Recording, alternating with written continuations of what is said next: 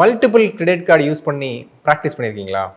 அது ஒரு யூஸ் பண்ணி பார்த்தவங்களுக்கு நல்லாயிருக்கும். அட இந்த கார்டை தூக்கி அடித்து அந்த கார்டு பில்லை கட்டுறோம், அந்த கார்டுலேருந்து அடித்து எடுத்து இந்த கார்டு பில்லு கட்டுறோம், அடுத்தவங்க காசுலேயே ரொட்டேட் பண்ணிக்கிட்டே இருக்கோம்.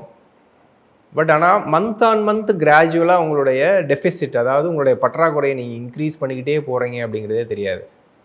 எனக்கு இந்த மாதம் பற்றாக்குறை 5000 தான் இருக்கும். அந்த 5000 நான் எவாலுவேட் பண்ணாமல், ஆமாம் என்னுடைய பற்றாக்குறை 5000 தான் அப்படின்றத எவாலுவேட் பண்ண மாட்டோம். ஏன் அப்படின்னா நம்மகிட்ட 1க்கு 4 கார்டு இருக்குது. 5ஆந்தேதி பில் கட்டணுமா?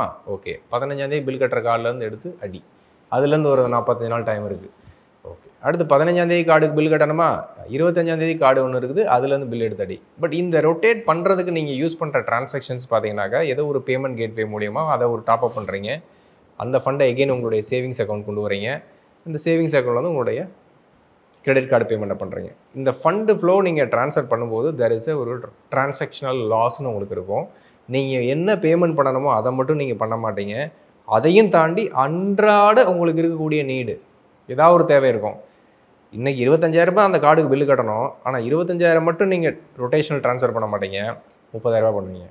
அப்போ அந்த 5,000 அந்த கேப் வருதுல்ல, அந்த கேப் எங்கேருந்து க்ரியேட் பண்ணுறீங்க?